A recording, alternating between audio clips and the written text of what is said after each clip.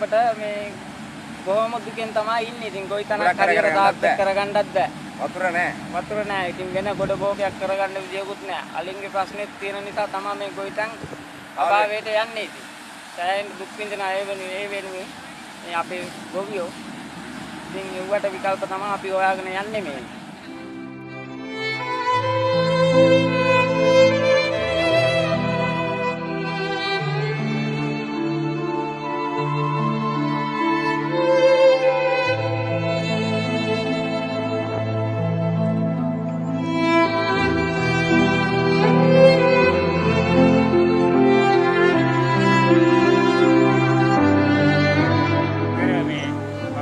අපේ කාලේ වගා කරන පස්සේ මේ මාස් කාණ විතර වගා ගන්න පටන් ගත්තා. යාළ වගා කරන්න හම්බ වෙන්නේ වතුර නැතිකම. ඒ වගේම මේ අලින්ගෙන් දැන් ඊයේ පෙරේදත් මේ අපේ කුරු යාවල් වැඩි හරියක් පාළුනේ මේ අලින්.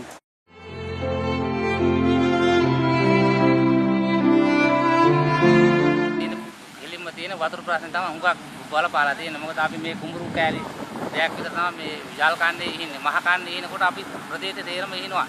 ඒ කියන්නේ අක්කර ලක්ෂ ගණනක් තියෙනවා මේ ප්‍රදේශය හැමතැනම. ඒව තේරම ඉනවා. හැබැයි මේ වර්ෂාවෙන් සෑයීමකටපත් වෙනවා මදි.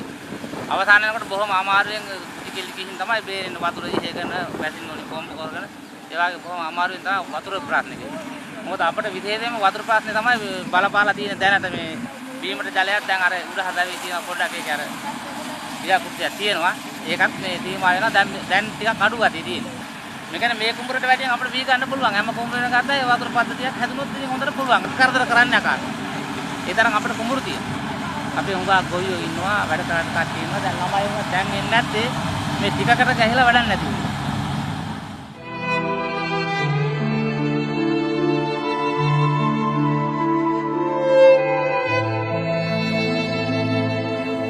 මාත් කන්න තමයි අපි ඉහෙළම විදිහට වගා කරන කන්න.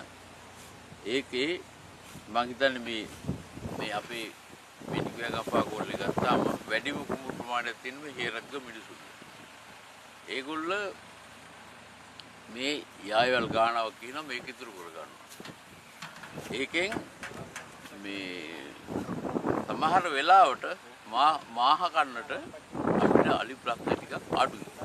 ඒ කියන්නේ හැමතැනම වැඩ කරලා හින්දා කොයි දෙනද යල් කන්නට අලි ප්‍රශ්නේ වැඩි. වතුරත් දැන් අද වෙනකොට වතුර ප්‍රශ්නේ උඩව තියෙනවා. දැන් මේකේ මේ ගොයන් කපන කල් බලන ඉන්න එහා වෙලට වතුර මදි. ඒකට වතුර ගන්න. ඉතින් ඕක තමයි අපිට දෙන ගැටලුව. ඉතින් මේ ජල පද්ධතිය අනුකූලව ඒකෙන් මං හිතන්නේ විශාල ප්‍රයෝජනයක් ගනී.